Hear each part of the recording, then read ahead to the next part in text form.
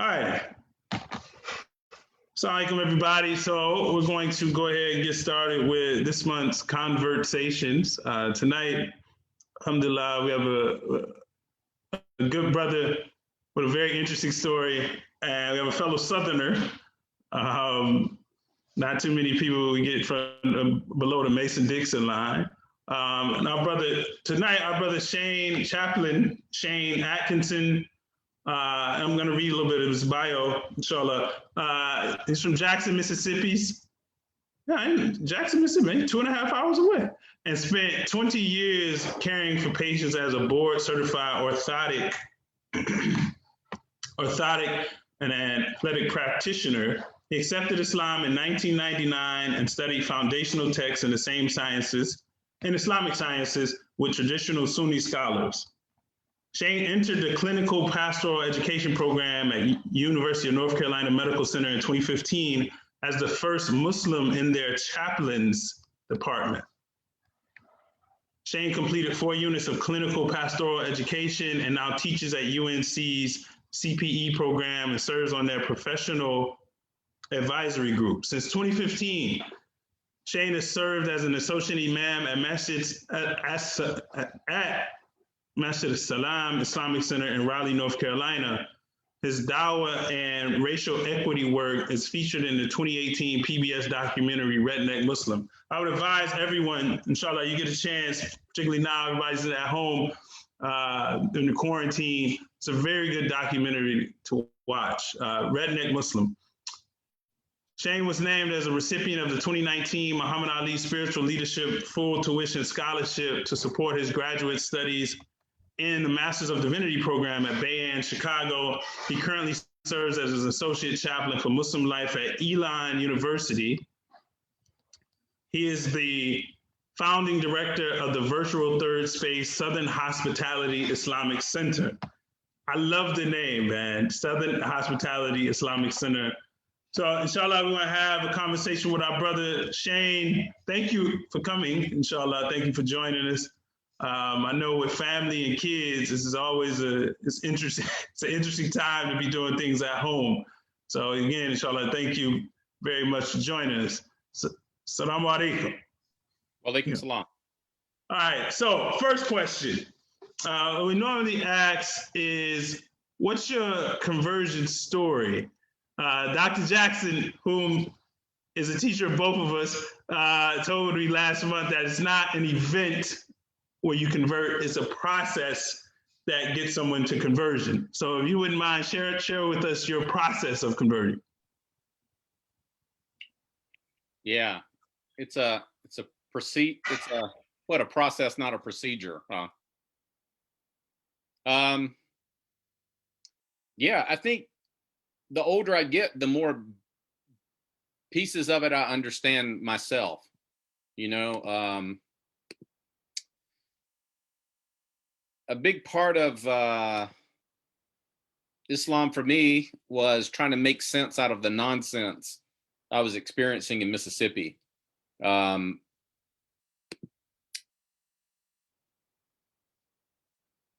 Because of the era that I grew up in, like I was born in 1970. So I was the only person in my family to ever go to school with people other than white people, really. And so I had a very different experience growing up. Like in the movie, I say I didn't have black friends until high school, but I really didn't have close friends until high school. It wasn't that I didn't have black friends. I didn't really have close friends until high school because there weren't a lot of kids in my neighborhood. But I mean, we've talked about this a little bit, but like even thinking about the Deep South, as segregated as it is, if you're from a working class family, still all the poor people are on the same side of town and they're not that far apart from each other. So seeing my parents' attitude about race and then just the attitude I had about race growing up the way that I did, there was a lot of turmoil trying to make sense out of this. And definitely learning about Islam really framed race in a totally different way. And I wouldn't have really heard about Islam if it wasn't for like reading the autobiography of Malcolm X. So like, mid 80s, late 80s hip hop, was very conscious, and it was cool to be Muslim, right? There's Big Daddy Kane and Poor Righteous Teachers, and so I love music, and I think that's part of what got me to explore Islam, hearing some Islamic phrases in music. So, reading the autobiography of Malcolm X, and then reading Malcolm X's the other books with his speeches and stuff, it really helped me start making sense. And like I said, the older I get, the more I kind of understand all these different factors. Like Dr. Jackson was talking about, like, Roots was on TV when I was a kid. And when I was a teenager, Eyes on the Prize was on PBS, like a series about the civil rights movement. So it was always interesting to me to think about how did we get in the situation we're in, to analyze things, and to because it's kind of a vicious cycle in Mississippi. Like, some white people do not like black people, and some black people do not like white people. It really doesn't matter what your attitude toward, it really doesn't matter your attitude. It's just some people, they don't want to deal with each other at all. So that was interesting. I wanted to understand, how did we get to this place that we're at? So all these are little pieces of the puzzle. Like it was like a couple of years ago, I realized Eyes on the Prize, I think, was very powerful for me, because on one hand, you have Public Enemy, and you're getting a whole nother version of American history that you don't get when you're in high school, right? And same thing with Eyes on the Prize. And then there's also it's a black punk rock / ska type of group called Fishbone. So coming at it from another musical angle, but very much exposing people to a broader view of reality and race relations in America. So it's interesting how music has played a big part in exposing me to a more fuller telling of history in this country. But yeah, when I was in the late 80s, I was interested in Islam, and I met some Muslims, and it was about 10 years after that I finally came back around and accepted Islam, because it was a big jump for me culturally. Like, I actually remember people had Africa medallions, right? Yeah. So I was working at a tannery. My father was managing this place where they made leather and stuff it's in like a small town. I'd graduated high school. I didn't have a job. So I was working there one summer. And so I made a medallion, but it had Malcolm X on it. And I used the cover of the autobiography of Malcolm X. Wow. I was in this little town in Mississippi near, I think, Mississippi State University. But anyway, I ran into a Muslim family. They may have been Arab, but they invited me to a gathering, and it was just such a huge cultural jump for me to kind of relate to what is going on, So it was about 10 years later, after going and trying to sit with different religious teachers, that I kind of got reconnected to Islam, and it was through an American convert, Bilal Hyde, who's out in California, who's converted in the 70s. He's a white, like, surfer dude that was a linguist, and he ended up in Mecca and Medina, and then he ended up in the Sudan for 10 years. So I ran into him, and it was a 5-minute encounter with him. For one thing, made me realize, oh, I can be Muslim, because I'd never seen a white Muslim person other than Dr. Abdul Hakim Murad on a VHS tape. Yeah. On a VHS tape. I'd never met anybody, and but this brother was so down to earth, and it was something about him that, the state he was in. I think Dr. Jackson spoke to this too. It's like, whatever that guy was, I want to be like that guy. Yeah. And I think the sincerity is a big part of this, really. So yeah, 5-minute brush encounter with Imam Bilal. kind of changed my life, showed me the Mm. a potential. When you actually practice this stuff, it's very powerful. Instead of worshiping Islam, when we can get to the point where we're worshiping Allah, we have a relationship with Allah. Allah becomes realer to us than all this other stuff. It's really amazing what can happen to you and what can happen to other people around you, Alhamdulillah. Now, it's amazing, Ubaidullah, we were talking about how music was very, very instrumental in our own conversions. So when you talk about Big Daddy Kane, throw up the peace sign, Assalamu alaikum. Ain't no half-stepping, poor righteous teachers. Yeah, well, Islam, that's where I first heard Islamic references, was in rap music. I mean, I know people today are thinking, man, there's nowhere in the world you heard Islamist references in rap music. But when you converted, how did your parents take that?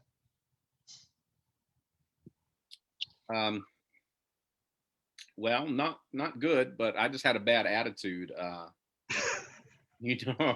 was,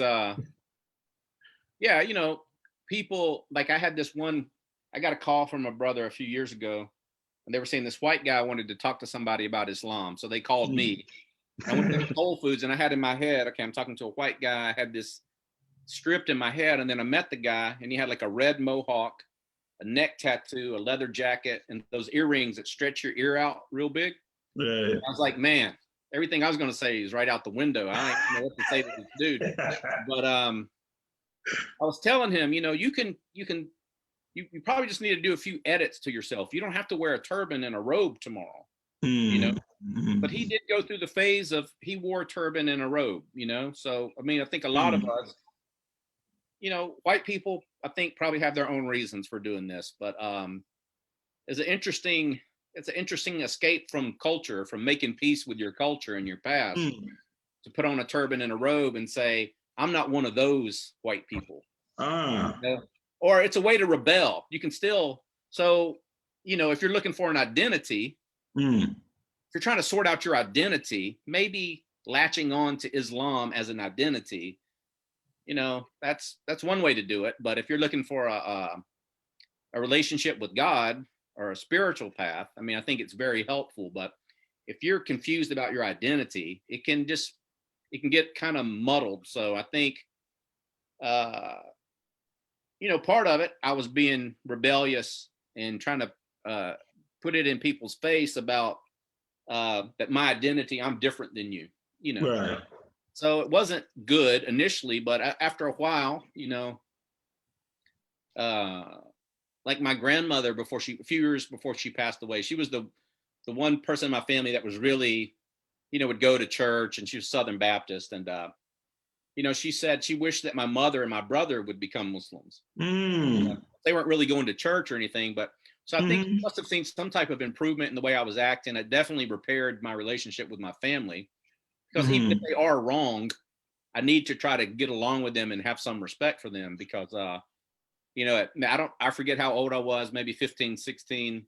I was thinking to myself, am I crazy, or is everyone else crazy? Like, are all these white people crazy, or am I crazy? And I decided they're crazy. I'm not crazy. And they've all mellowed out over the years. Like my father now, like he was saying, like, I used to like hate people like because of their race and different stuff. And he's like, now I kind of realize, like, I just don't like when people act ignorant. I just don't like that. They may be white. They may he has a more nuanced opinion about people. So they've mellowed out a lot. But of course, they didn't have the same life experience as I did. So, right. So yeah, that's what I try to tell some people, because I have quite a few white people becoming Muslim kind of through the online stuff, and they're maybe from like Alabama or Arkansas or there's no way my family is gonna. There's no way they can accept this, and I don't know what to do. And I tell them, like, just like you're not going to broadcast to everybody everything that happens between you and your spouse. You don't go tell everybody in the street. This is another very intimate relationship we're talking about, your spirituality and your religion. So just God willing, they're going to see a change in your character. You know, they're going to like the effects of this, but you don't have to put that in people's faces, you know, and just be who you are and make a few edits. Because a lot of these people, we talked about this too. A lot of these people, they're pretty decent people to start with. You know, there's some things that need to be addressed, but a lot of them have a pretty decent foundation to build on. So, no, it's true. I mean, I think for converts, sometimes the idea of like reforming yourself, you know, it's almost like having a house where you kind of do a new construction. You don't need to remove all the bricks. Some of those bricks can be repurposed. You know, you already have, I grew up, I don't know if you, I grew up in church. So a lot of those values I learned in church, I just kept those values. I didn't discard everything. Oh, the church is terrible. You know, it was teaching kufa.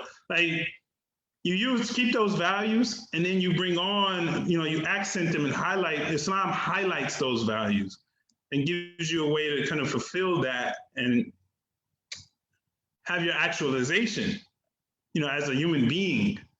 So your family members have kind of mellowed out. What do you feel like advice? What would you, if you were giving yourself advice when you converted, what would it be? If you're talking to yourself now, like young Shane just takes a Shahada, what advice would you have given yourself?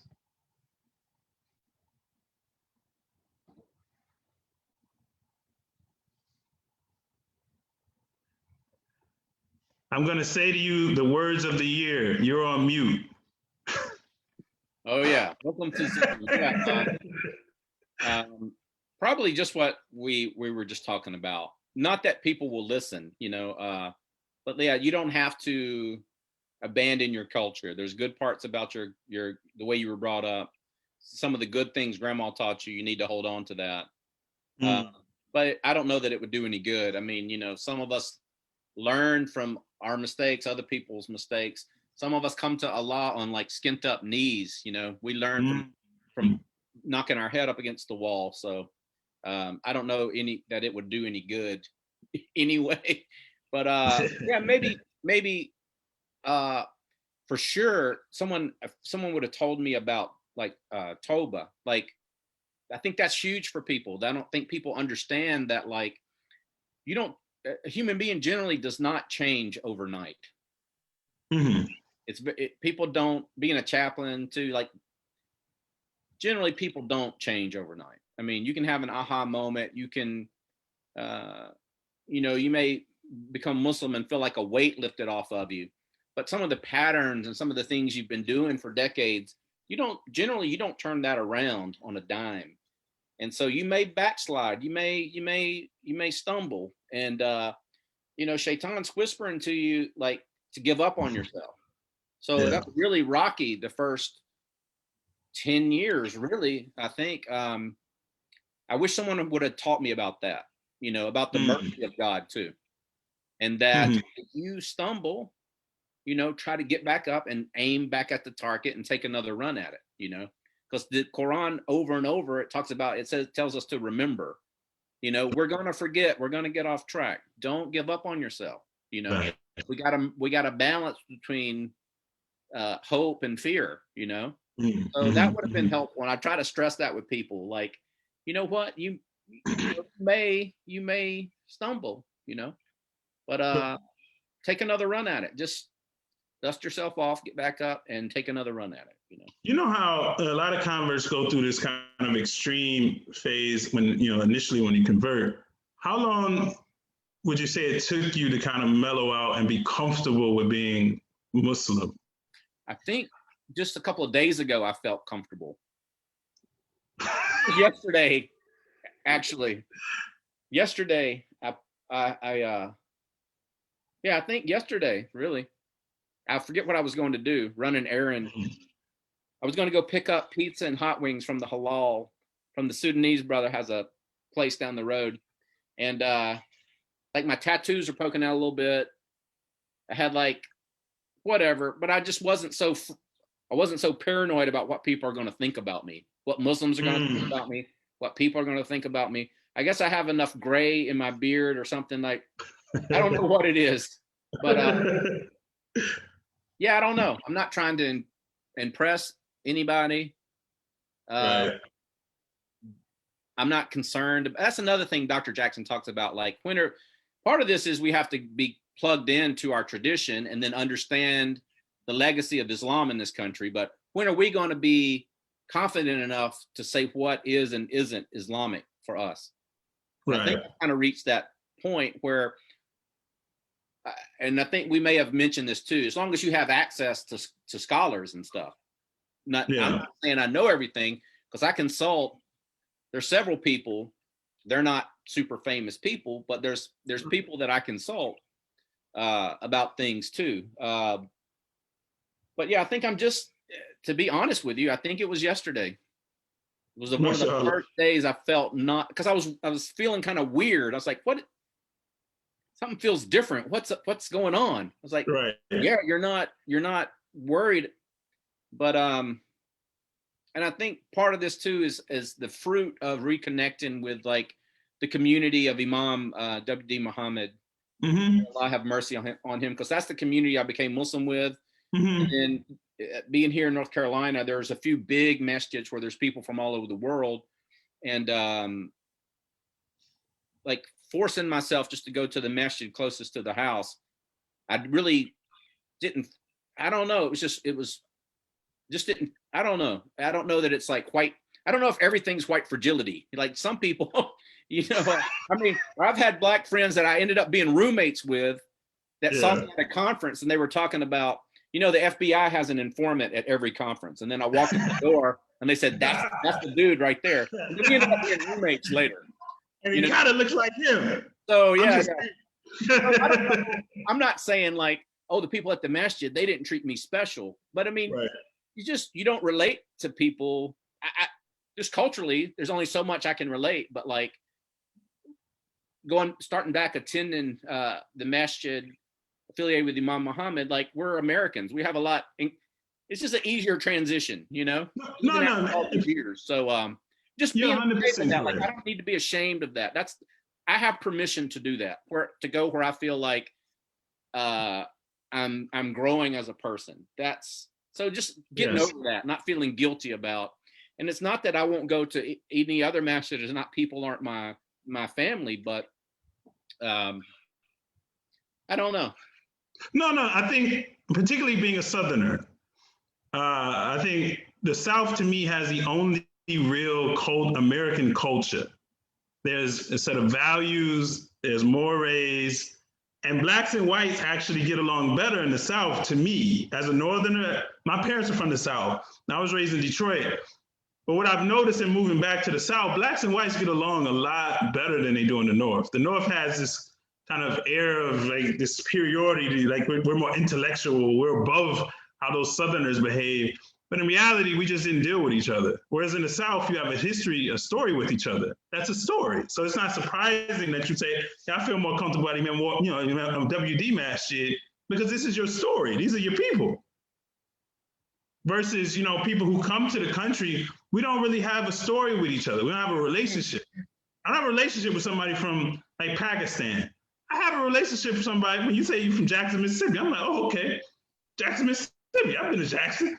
I got family, I've been through Jackson, a little nervous to ride through Mississippi at night because I saw Mississippi burning, as a youngster, in Detroit, as we saw Mississippi burning, it was like, man, I'm never going to Mississippi. But I have a story there, some familiarity. We can talk about like Big Daddy Kane. We can talk about Tribe Called Quest. We have, some similar things in our lives. Yeah. But we don't often have that with other people. And as Muslims, we're sometimes made to feel like we should get along with everybody and give up our culture. And particularly as a Southerner, I would imagine that's very difficult, because why should I have to give that up when I'm in my own land? It's different if I was to go somewhere else, and I would understand. I have to adapt to wherever I am. And I've kind of, I don't think my wife was just commenting on this today, where I think I've just mellowed out. Like I'm not so much of a smart aleck as I used to be, but There's one time we were at the masjid. I don't know if you know a brother named Maurice Hines. The name sounds familiar. He's married to one of the Knight sisters, MashaAllah. Muthinga Knight, but they're in Egypt. He's a librarian at American University, Cairo, but he's from here. He's a Black American brother. So we were at the masjid, and there just happened to be like two other white converts there. There's not a lot of white converts here, but it was weird. We got like several white people, and then Maurice, like we're all Americans, and we were sitting talking at the masjid. It's mostly this was a mostly Indo-Pak masjid, and then someone was coming. They came and people that would normally not speak to me, said, "Hey, y'all want to come play ping pong?" I was like, "No, y'all want to come play? No, we can play football if you want to." It's just an interesting dynamic. But no, part of my my experiment with like trying to do something like make a center, maybe kind of like what y'all are doing, like trying to dream about what kind of community would I like to be part of, That need really got filled by kind of plugging back into Imam Muhammad's community. There's a lot of opportunity to serve in that community. Like 1 year I was helping with Sunday school. Last year my wife was teaching in Sunday school. Because I don't know. So I don't think people know that's kind of where I've directed, or like when I meet new people, I kind of steer them toward there. I was like, this is a place I think you'll feel at home, because a lot of the folks, they're older folks, they're happy to see younger folks. They've got a lot of wisdom. I mean, they've sacrificed so much so we have a place to go pray. And it just makes sense to me to partner, especially if people are open to build on these, like you said, the relationship we already have. It just makes sense to me. But do you think Dawah is the same as when you converted, as now today? Yeah, that's interesting because I haven't really, I didn't become Muslim from someone telling me about Islam, From what I understand, it's different. I mean, the dynamic of, I got to be careful how I talk about this, right? I guess there were some streams of understandings of Islam that were very aggressive with trying to convert people at some point, right? And maybe it's the 90s. Yeah. The 90s was an interesting time. So maybe that whole stream is mellowed out, but I haven't really encountered that,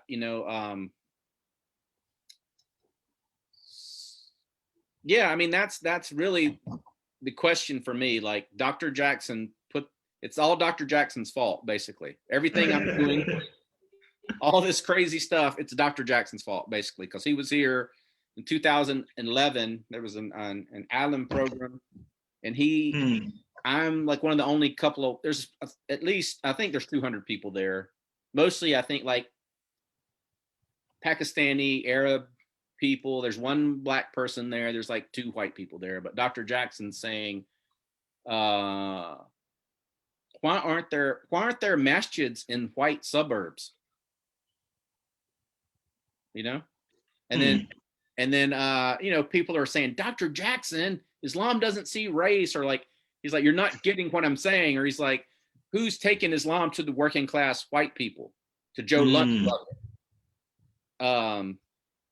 So that got me thinking about like the whole redneck Muslim thing. Like, I'm not a redneck. Like, I've never identified with being a redneck, but I was trying to think about, like, that's a hard nut to crack. Like, how do you talk to those people? Like, how do you even, so I was thinking more like about like Fard Muhammad. Like, if you listen to Imam W.D. Muhammad talk about it, it's like, this was a plan. And hearing him explain like how the message came and how it slowly moved closer to orthodoxy, he felt like that was intentional. That was a plan. So I was like scheming, like, how can I even get in conversations with people about this? Like that come from my background. So that's when I started playing around with all these words. And like, when you put those words together, redneck and Muslim, people like, what are you talking about? People stopped and they looked at it, and it started a dialogue, you know. Yeah, that was really, I think, inspired by Dr. Jackson. I appreciate what he talked about. Like, you really have to love the people too. Like the people you're trying to talk to, as far as dawah, is it just a pamphlet and then you've fulfilled your duty? Or is this because you care about this group of people and you want something better for them? Because I think a lot of these people, like white folks in the South that are not very open-minded, I really think a lot of these people want something better than what they got, than what they were, the ideology they were born into.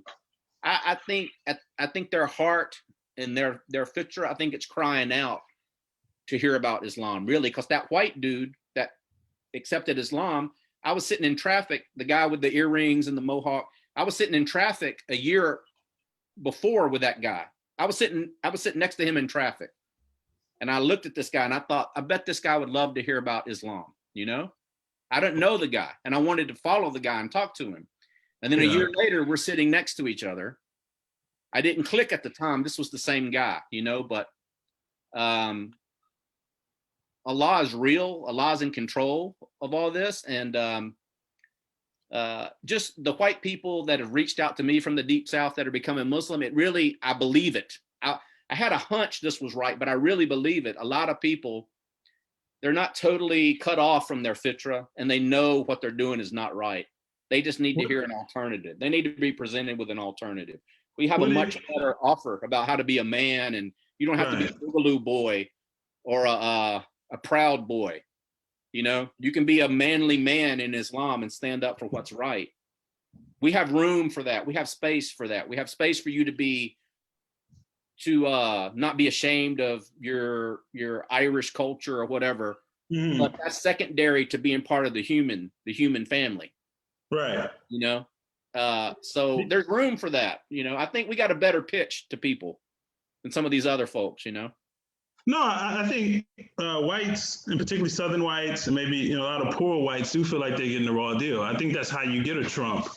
But I would agree. I think if people they see a model for some better way to live life, they would accept it. I would like to know, like, what are these people hearing, these deep Southerners hearing that, you know, attracts them to Islam? Is our message intentional to them, or is it, you know, qadr of Allah is guiding them without us doing anything? What is the message what is attracting them to it? But before you answer that, I know you said you got to pray Maghrib. Yeah. So I can go do that and come right back. I mean, I'm leaving anyway. I'll be right back. The cliffhanger's here. Okay. So in the meantime, inshallah, we'll go ahead and talk about Amin, and make sure if you have any questions, please put them in the chat. So we'll go ahead and I'll just tell everyone about Amin, just in case you don't know, inshallah. So our first, Amin is an organization that has, we kind of focus on 5 things. The first one is caring for people, for converts, for those who are seeking Islam or seeking, you know, a connection to the divine, and those who are reconnecting the faith, like people who've kind of walked away. You know, you may have been a young person who was raised in it, but now you want an avenue to be able to come back to the community or come back to practicing that allows you that time and space to be able to do that. Creating connections through social activities, book clubs, family events, baby showers, holiday celebrations that you're familiar with, that are not religious, more social. Honest dialogue, conversations like what we're doing now. Views from a sister's shoes was, you know, sisters get together and talk about issues that are related to women that deal with women in the American context. Soul Food Saturdays. So community engagement and outreach is through community service. Some of the examples are, you know, things we've done in the past here, community outreach, community partnership. So we partnership with MICA, which is the Memphis Interfaith Coalition for Action and Hope. Nana wa Umma, and the other Memphis area masjids. So the fourth one is creating creative cultural expression. So one of the things we talk about is it's easy to just kind of curse and, curse the darkness of the culture now, with rap music, as the brother Shane's talking about. It's a lot different than it was in the late 80s and the 90s, where you heard a lot of Islamic references. Now you hear a lot of references about things that you just do not want to hear, things that are generally unethical. So we try to focus on, instead of cursing that, we want to shine a light on people who are doing, good work and good ethical and moral work. So the poetry slam we had a couple of weeks ago with our brother Tariq Teray, we try to create clothes, our own kind of t-shirts, our own clothing, instead of, kind of talking about, oftentimes people will talk about like these corporations that make money, Nike, Adidas, you're just a walking billboard. If we don't begin to create an alternative, then what do people have to wear clothes? They generally want to wear clothes that are, culturally relevant to their experience. So arts festival, film screenings and discussions where, inshallah, when the coronavirus is over, we'll be able to be in physical space with each other, where we can have film screenings and we can discuss them collectively. It's always better to watch films and documentaries with other people. You can see their perspective, something you may not have even thought of. So the mission is, it was established to address the unique needs of American Muslims, both native born and immigrant. Following the prophetic model, we seek to make people feel valued regardless of their background. We seek to serve those interested in Islam, those who have embraced Islam, those who are recommitting themselves to a religious life. We host activities that build camaraderie and create opportunities for honest dialogue where people can express themselves safely. I would say to that, for a lot of converts who leave Islam, we don't believe they leave Tawheed. We don't believe people leave the worship of, Allah and the Prophet ﷺ is his messenger. We believe people leave the social context that they become Muslim. So when, like it says here, caring for people, creating connections, community engagement and outreach, creating cultural expression. As our brother said, his journey to Islam, a lot of it was facilitated through music. We want to kind of bring back that idea of ethical music, or ethical poetry. We had a really good time with our brother Tariq Teray a couple of weeks ago at the Poetry Slam. And because we're in COVID, we actually were able to, hear a lot of poets who weren't from our area. We had actually planned to do that Poetry Slam before the coronavirus, but we were able to hear from brothers from New York and California. So it's a blessing to be able, Zoom's a blessing for all of us. Zoom is a hassle at times, but it's a blessing to be able to, use Zoom right now and connect with people and stay in community. Like our brother Shirt says, and what's just, yeah. So what's the story behind the shirt? I don't know what the story is. I just, salam y'all, So, I didn't make it. I just found it and thought, I can relate to that. So yeah. So, and that's kind of what organization we would like to do to make things kind of culturally relevant. Like you're saying, it's not about going to another masjid and maybe feeling uncomfortable. It's about finding your lane and being around your people. The Prophet ﷺ was a Qurayshi. That was his tribe. And here in America, we have a tribe. It's Americans, right? And who have a shared story and shared experiences, not to the exclusion of other people, but we have to recognize that everybody has their own story and their own tribe of people that they relate to.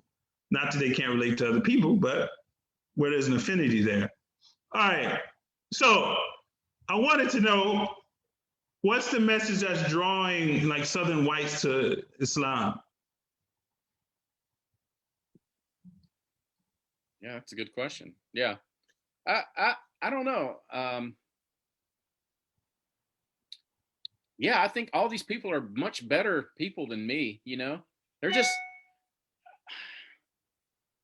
like, I don't, is it a hadith where the Prophet, peace be upon him, saying like the best people before Islam will be the best people in Islam, something to that effect? Yep. Like, I think some of these people, they were Yes. just raised with good, they were raised in an environment that nurtured good character and nurtured this inclination toward the good in them, but they,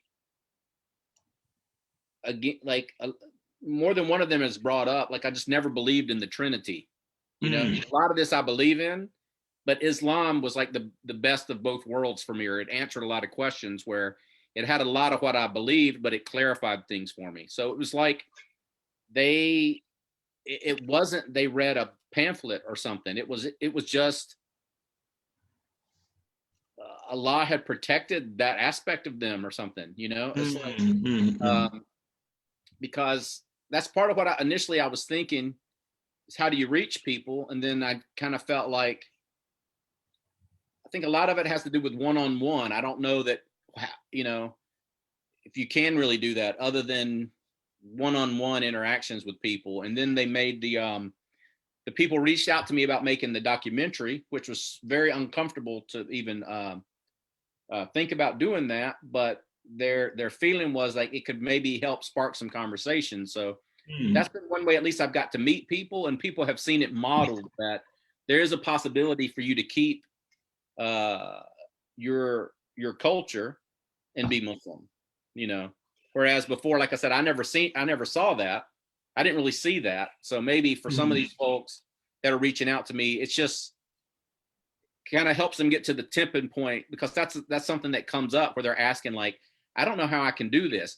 One person was asking me the other day, do I have to change my name? Do I have to dress differently? And I was like, if your butt crack's not showing when you bend over, or, you know, it's like, this is the big part of this, man. It's like, does your name mean something super shady? You know, it doesn't. Yeah. No, you're, you know, so, you know, just helping people getting over these little humps, like they're already there. A lot of these folks, like I say, I'm not just saying that. I really feel like, or even the guy that had the mohawk and all this stuff, I felt he knew more about Islam than me, because he had a similar experience. He had walked into a masjid 10 years before that.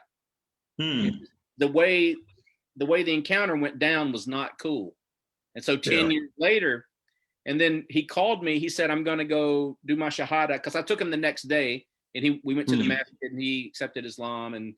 But then he told me, I'm going to the big masjid, I'm going to do it again. I've invited my family, you know, my wife and my father. And I told the people at work, it's an emergency, I have to leave. Like I called my wife immediately, can you get to the masjid? Because I just, from my personal experience, something crazy was going to go down, you know. So that's a sad state of affairs. You feel like, let me go. It's an emergency. I must leave work and get there immediately. But sure enough, his wife, who's not Muslim, walks in the wrong door, and some brother yells at her, you know.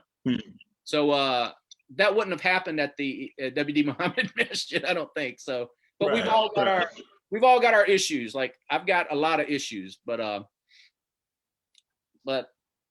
you know, hopefully this is about helping us work through our stuff. And that's why I appreciate kind of what you said about, it's not that we're not part of a bigger family, but perhaps we can work on our issues. We all have trauma. We have stuff we have to address and try to heal from, so that we can be hopefully a constructive and a positive part of this global family. You know, at some point we have to get real with ourselves and take ourselves to task and try to, you know, improve our character and work on ourselves. And I don't know.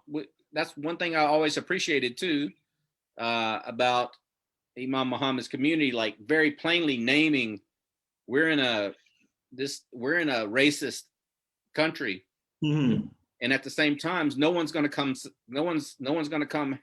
save us. You know, we have to take care of each other and try to lift each other up. That's kind of the way I felt about some of the converts, the white converts. Like, I don't know enough to help people, but we need to try to support each other, help each other the best we can, because some people, they disappear, or some people get mixed up in some very they go off the deep end, and they get mixed up in stuff that's not Islamic, or that's hurts other people, hurts themselves. So what is the biggest challenge you think for white converts? Do they have unique challenges being white and converting? Yeah, it's interesting. Just like Muslims are, of course, they're not a monolith. Muslims are very diverse, and this is part of what I've kind of been learning. Like, white people are extremely diverse across this country. Like, a white person in Berkeley, California is not a white person in Mobile, Alabama. And sometimes I'm not trolling people, I don't think, but I have thrown out ideas like, what speakers would you like to see at the White American Muslim Conference? And people just flipped out. Like, I had 400 replies, and people kind of going, and I didn't reply. I didn't clarify. I just let people just, so, some, and it's mostly white people, like a lot of Black scholars chimed in. I support what you're doing. Like, you need to, yes, please have a space for conversations, or for, but people would say, like, there is no issue different for a white convert than a Black convert. White people just need to address their racism. These are white people. And a lot of different other comments, but it's, I would say there's no social capital, like being a white convert. I don't have an uncle that's Muslim. And for a lot of Black people in America, maybe at least somebody in your extended family is Muslim, or the neighborhood in downtown Durham, it was the one of the other masjids. They were giving out book bags, and they were giving out lunches, and it was next to a Food Lion grocery store. So this is a predominantly Black neighborhood, and go there and shut the door. Okay, go ahead.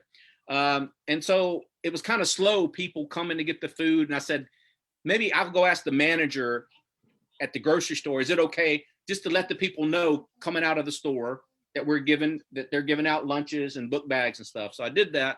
There was an older Black gentleman who told me, I've always appreciated the Muslims because they put their money where their mouth is. They go into the community and they help people. So in my head, I was thinking, well, that's hopefully, people are, we aspire to be like that, but there was still some impression made on him, I think, from the community of Imam Muhammad and the Nation of Islam. And so we don't have that same, like, the Muslims, there's not a critical mass of white Muslims who have gone help the people in the trailer park get off opioids and cleaned up the neighborhood. And so it's a different dynamic. That's one thing that I think it's pretty odd for the average white person when they convert. Their family doesn't really have a reference, and then they don't have that positive connotation about the Muslims that maybe some Black families may have. And I'm sure it's true.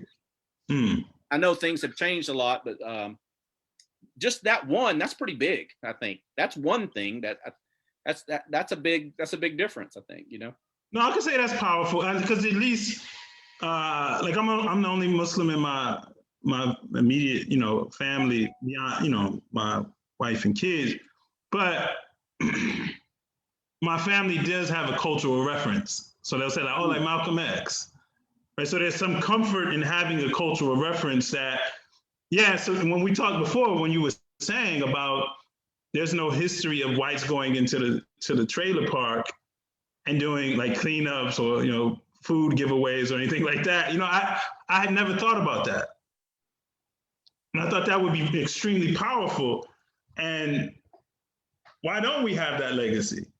Like, what happens to white converts that they may feel like, okay, I want to abandon it. I don't have anything to do with my people. I just want to erase that part of my life. How do we get people to feel more comfortable in being white Muslim instead of feeling like they got to be a cultural apostate? Well, I don't think all white Muslims feel that way. Some, it seems like it's a very nuanced conversation. Right. Because I think, if you're like, you're a white person, you come into Islam through academia, that's a different conversation about how you view whiteness. I don't know. Yeah, we're in a class together in school, you and I are, and it's talking about moral injury. But back to the people healing, like for you to be born on the fitra, like all of us, to be born on the fitra, and then as a white person, to be in a society that I think it socializes you to be racist, basically. That's something you need to You think America socializes whites to be racist? I would say so. Yeah. Yeah. I mean, it's in the air. I don't know. Maybe some other white Muslims would say like, oh, you're super liberal. Or perhaps that's only in the South. I don't think that's only in the South, It seems like that's just, and it's not trying to demonize white people. It seems like that's just the state of affairs that we find ourselves in. So that's not good for black people. That's not good for white people. That's not how Allah, I'm okay with how Allah made me. I'm not okay with what men have taught me, So, hey, Bilal, close the door. So, again, back to Toba, like Islam has so much medicine for people. Like when you wake up to the fact you've been participating in a system or you've been going along with something that's unjust, how do you cope with that? How do you deal with that? Do you put on a turban and a robe and say, I'm not white anymore? I'm not one of those whites. Do you make peace with yourself? Do you forgive yourself? Do you ask Allah to forgive you? Do you turn back?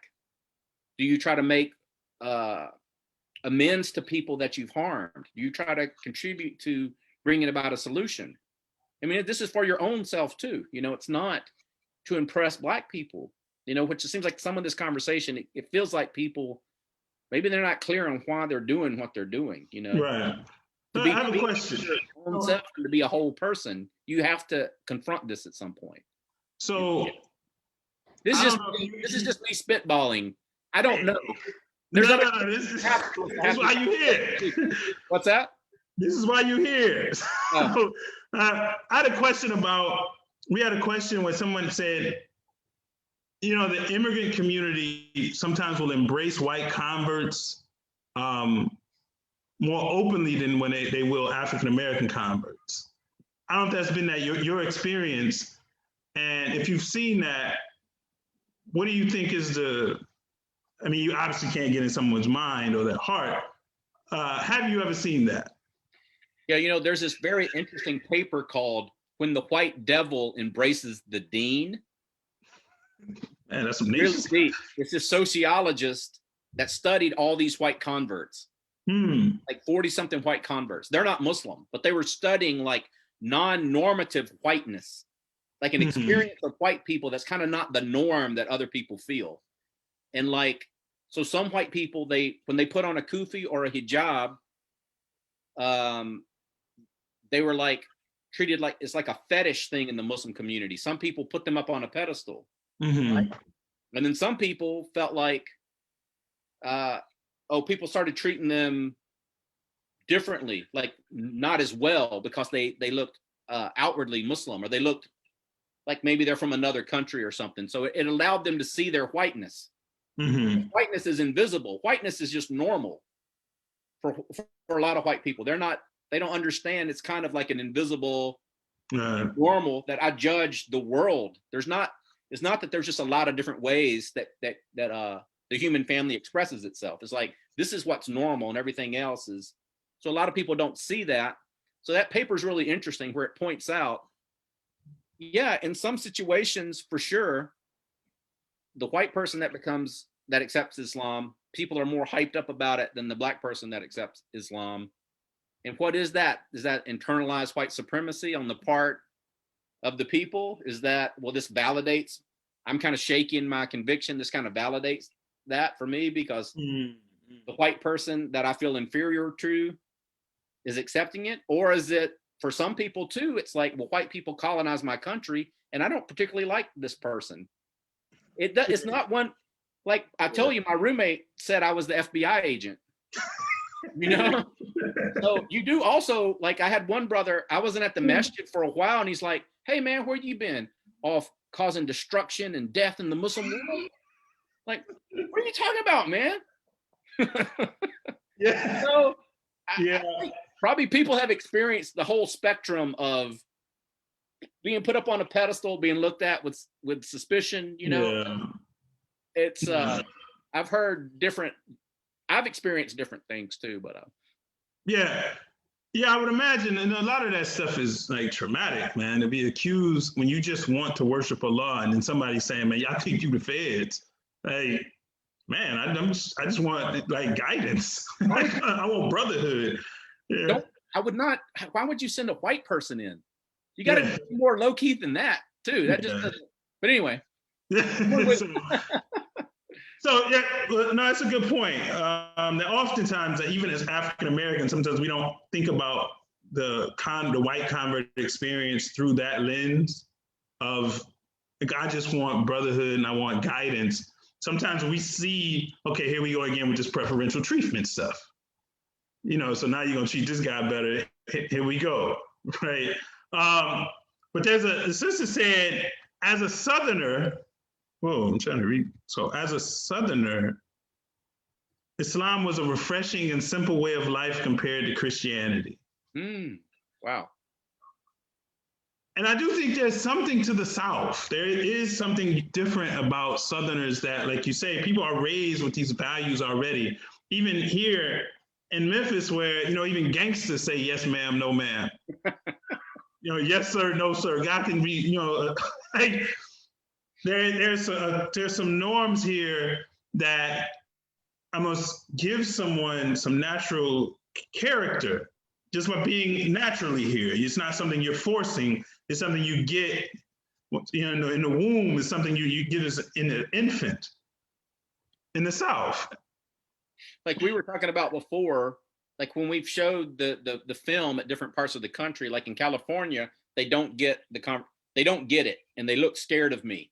You know, like some of the people, they kind of look concerned, you know, Yeah. like, and we were in Murfreesboro, Tennessee, at the college there, Murfreesboro State, I think, but Middle Tennessee. Middle Tennessee State, yeah. So there were a lot of it was like, seemed like it was about half black, half white, a lot of working class, first generation college students, but we could have a more nuanced conversation because when I told them, like, even some old white guy in the South, he doesn't want his daughter marrying a black man. He may still pull over and help a family of black people who their car is broken down. Or there's like an elderly black woman. He's still going to hold the door open for that woman. You know, like not everybody's like a Nazi or a Klan member. Yeah. And they may still like, they want some space, but still there's some shred of decency left in a lot of the people. But like I say, I think a lot of this, man, people just, the angst, I think this white angst and anger, I'm the older I get, the more I'm believing that people, not that I want to go make them all Muslim, but they've been sold something that's not true, you know, like the way we're socialized and to, you know, racism and stuff, it's just you know, it's not right somewhere deep in your bones, and you're going to feel at ease until you address it. So you know, you really know yourself, and then you submit that self to Allah. You know, you're not going to feel right. Right. There's no escaping that. That's just the reality of the situation. So, alhamdulillah. So tell us about your project, the Southern Hospitality Center.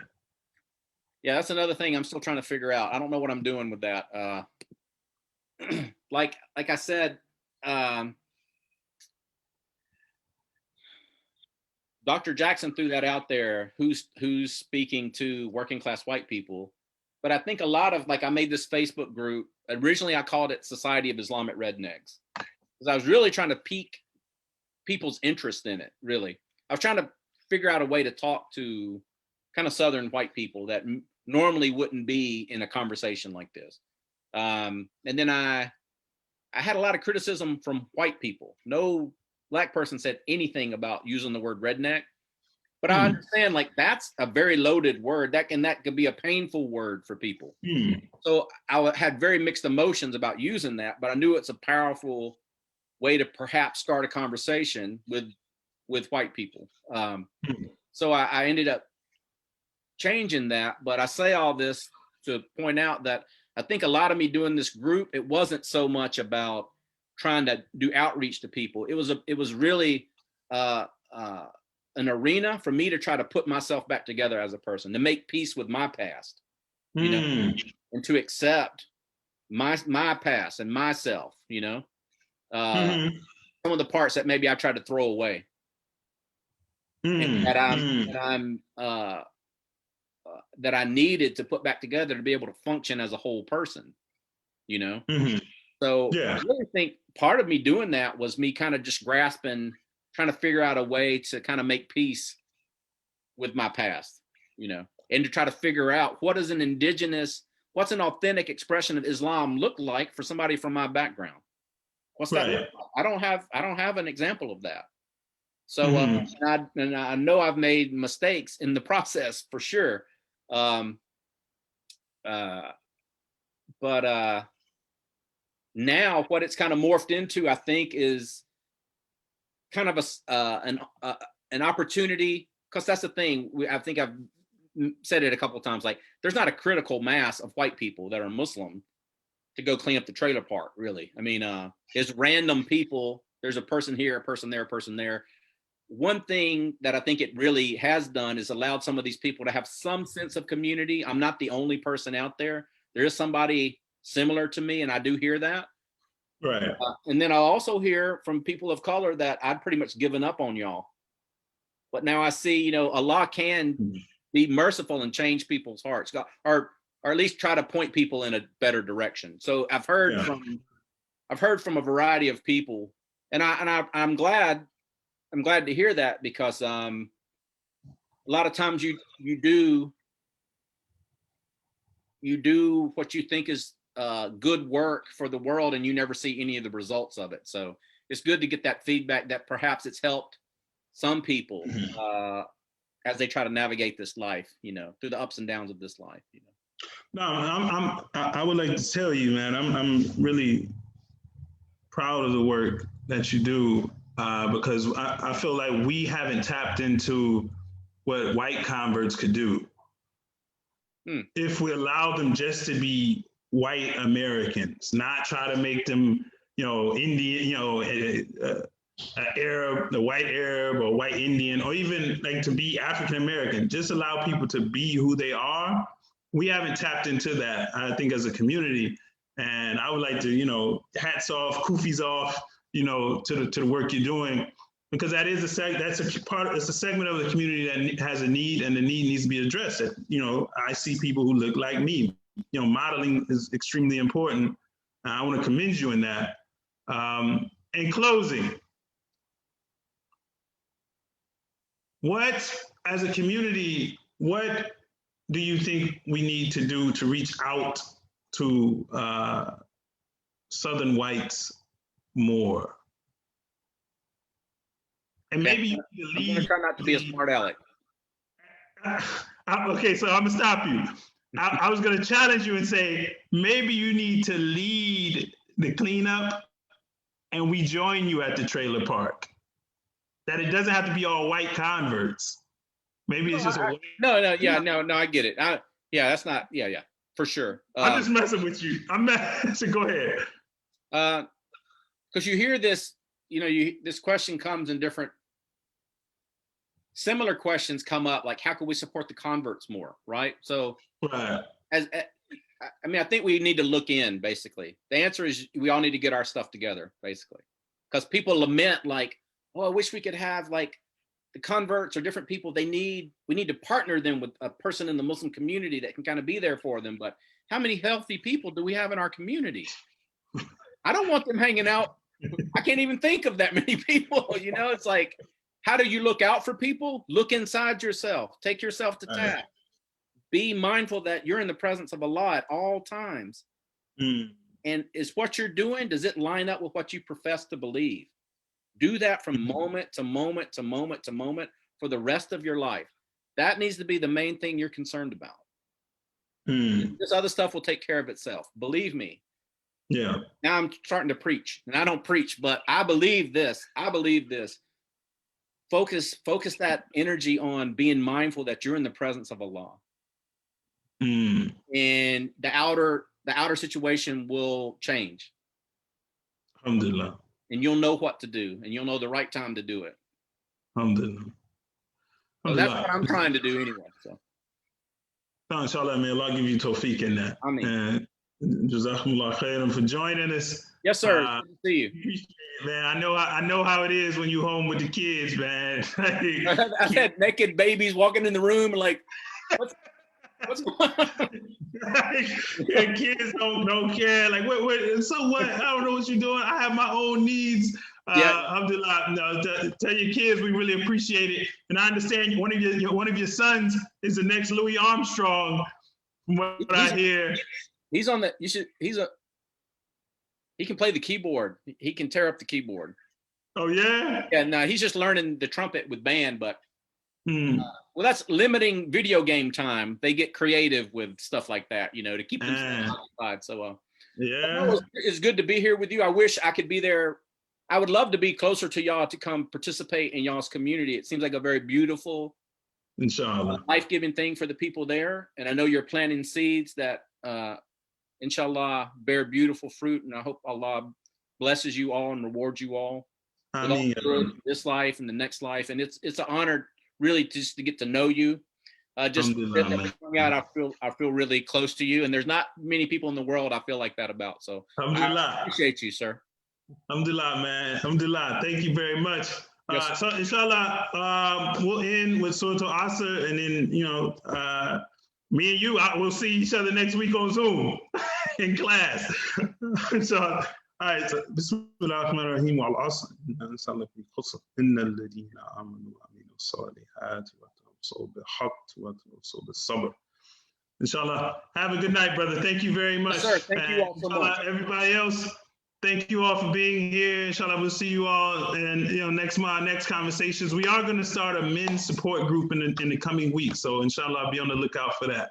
Assalamu alaikum.